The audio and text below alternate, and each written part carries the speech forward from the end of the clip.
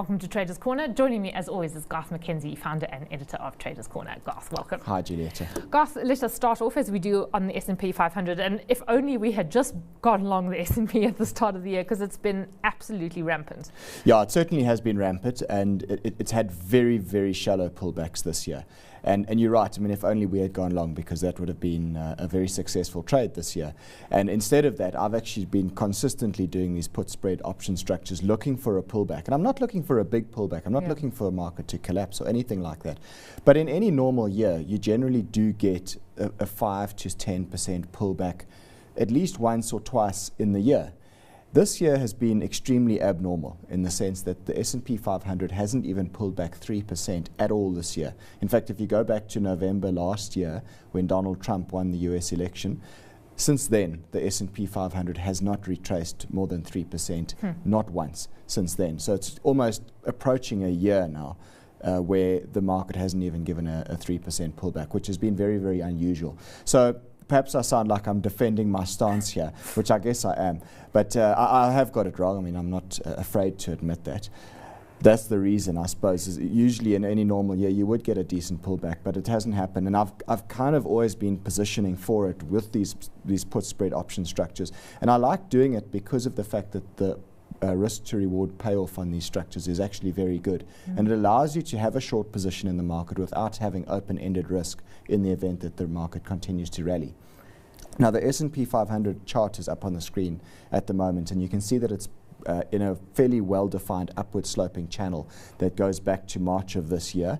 And where we sit right now is it's actually starting to knock on the top of that channel, which comes in at around about 25.40.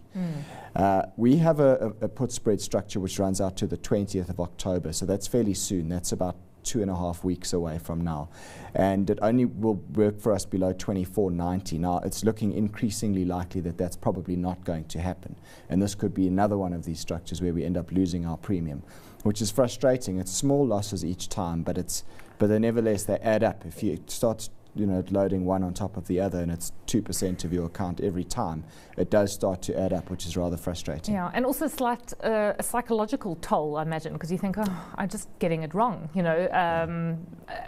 which can impede confidence down the line. Definitely, and trading, one of the critical things you've got to look out for in trading is your confidence. You need to maintain, there's two types of capital that you have at your disposal as a trader. One is your financial capital, of course, and you need to always protect that. The other type of capital that you have is your emotional capital or your confidence, and it's important that you look after that as well. And when you take a couple of hits, one on top of the other, it does become a little bit inhibiting, and that's certainly been the case for me this year. I've had a cluster of bad trades this year, which it happens to every trader. Not every trader has to do it on national television like I do. You can lick your wounds in private. Yeah, normally you can, but not. I don't have that luxury, unfortunately. Does it make you think twice about these option structures, though?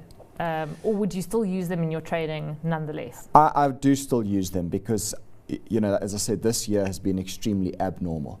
There will come a time when these structures do work and they will pay off. And the reality is that we probably only need to get one of these right between now and the end of the year, and it would actually fix all the losses that we've had on the offshore portfolio this year.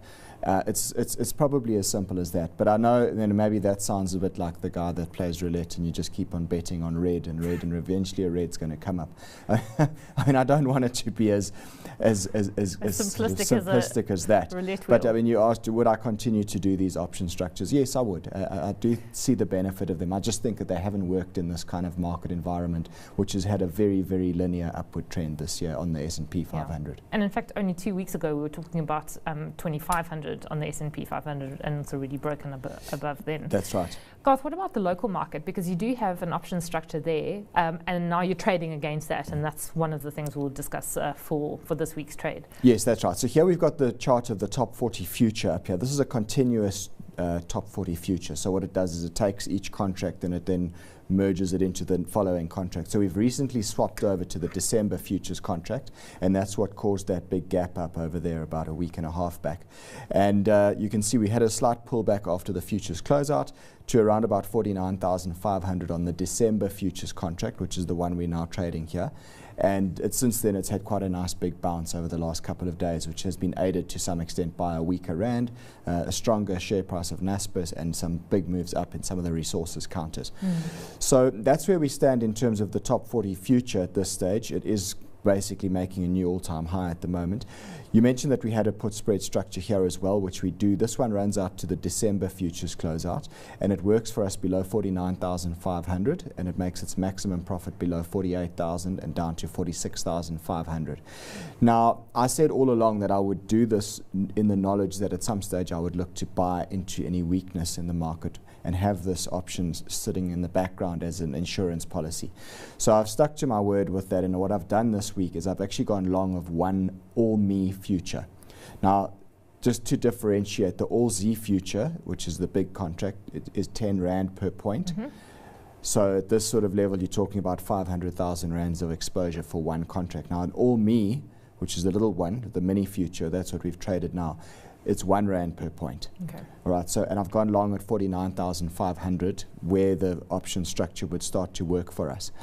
So, what that means is that I'm now effectively long total of what's that, 49,500 Rand worth of market exposure by being long of one all-me future. And I know that I've got this option structure in the background. So if the market starts to fall, then the option will make money, and that'll be fine. And if the market rallies, at least I've got this one all-me future, which gives us a long exposure to the market, albeit not a very big exposure, but it's something. And it is quite nicely in the money today. I suppose to some extent you can actually, and because it is a smaller exposure, were the market to carry on running, you could add onto that position and also trade, say, another all-me if you fancied. Correct. You can add to your winners, absolutely. Would I rush out and buy it at this level right now? Probably not. I'm more inclined to want to buy into dips or buy into pullbacks. So, and that's what I did with the all-me last week when I went long of this one contract. Yeah. So at this stage, I don't think I'd be chasing it and buying any more, but I'm happy with the one contract that we do have here. Yeah. Okay, so it's working out. So the option isn't per se working out, but let's hope maybe both do, because it's possible that they could both. In other words, you could close out this position. You don't have to wait for the December closeout in order to do so. Yeah, that's right. I can sell out this all-me future if I want to at some stage when I figure the market's run really hard and maybe it's getting a little bit overheated. Then I could always lock in a profit on this all-me future and then let the option structure sit in the background and hopefully do its thing. Do keep in mind, though, that the market would have to go below 49,500 in order for that option structure to start working for us. Yeah. Okay, Garth. So that, in fact, was last week's trade, but still current. And this week you want to focus on the Rand, which does seem to be blowing out. And I think you've got 1367 there, but when we recorded the show, it had gone to 1375 against the dollar. Yeah, it certainly seems like some technical weakness is starting to set in on the Rand, and we're going to look at the Rand against all the crosses here. So we'll start with the dollar. Then we'll also look at the pound and the euro to see what's happening, because there's actually been some fairly significant technical breaks, weaker, that have happened on the Rand currency over the last couple of days. So this is the Rand dollar exchange rate, and we're looking back here at about a period of about a year. So you can see this strengthening trend that had been intact since September of last year and has joined all the high points throughout the last year. That level has actually been broken, and that technical break through 13 Rand 40 was a bearish break for the Rand, and it opens the potential for further Rand weakness in the near term. My technical level that I'm going to be looking at as an initial target is this swing high from April over here, which comes in at about 13 Rand 95. So I think it's fairly possible that we could go to that sort of area, 13.95, maybe 14 Rand, the round figure. The round figures are often like magnets, and then we'll see what happens from there. Perhaps at that stage the Rand begins to consolidate a little bit. But I think the fact that it's broken that significant downward trend is quite meaningful, and it definitely puts the Rand on the back foot at this stage. And you can't only blame or attribute it, I suppose, to dollar strength, because it's weakening against a basket of currencies. Yes, that's right. So if we have a look at the others here, this is the Rand against the pound. And here you have a situation where this currency's been making a very big saucer bottom type of shape over the last year here. And you can see this move out through 17 Rand 60 is quite meaningful. Notice how it's effectively the weakest level that we've been at through 2017 year to date.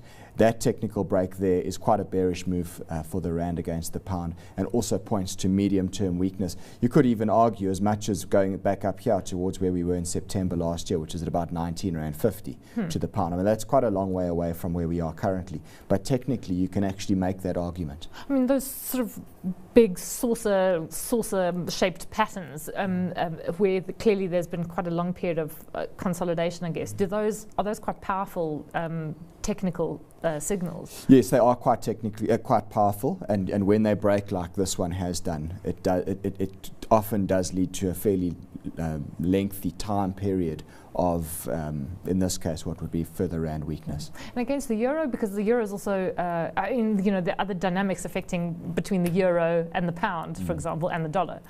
Well, this is it. All these currencies have their various different dynamics, and it's not.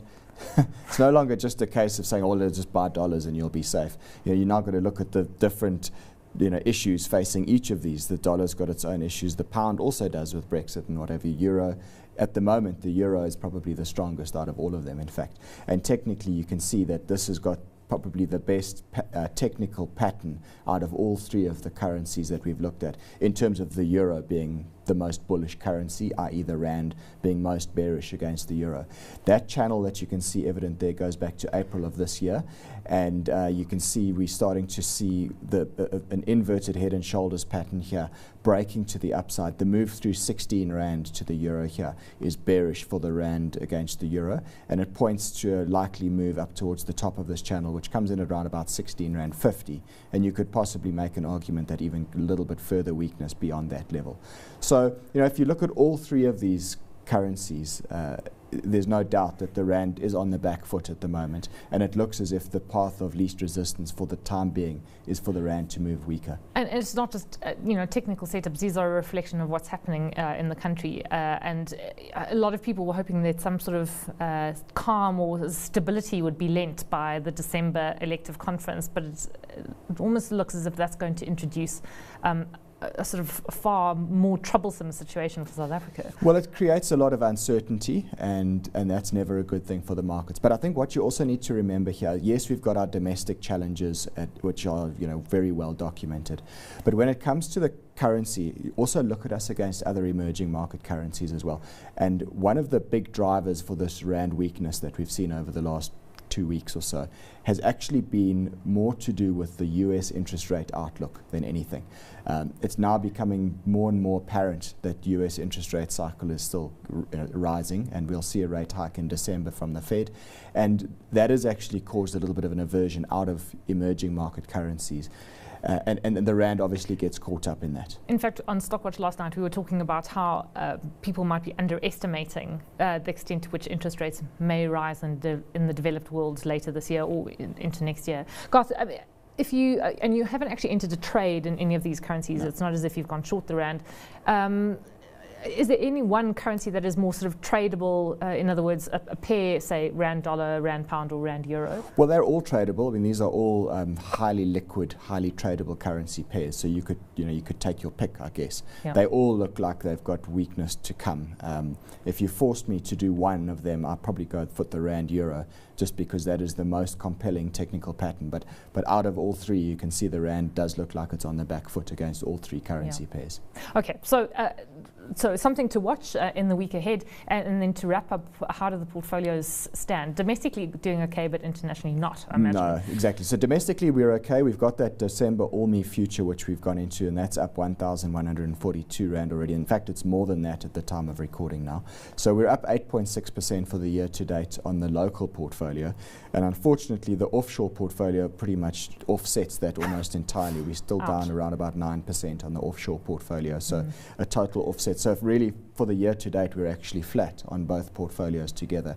I suppose I could maybe take a little bit of heart from the fact that the rand is weaker against the pound. So if we start converting our original £10,000 starting capital at the beginning of the year back into rands, maybe we're up a little bit. But all in all, not a great year. It's been difficult. Yeah, well, let's look on the bright side and continue to look there. Garth, we actually have to end it there. Thanks as always for joining us. Garth McKenzie is founder and editor of Traders Corner.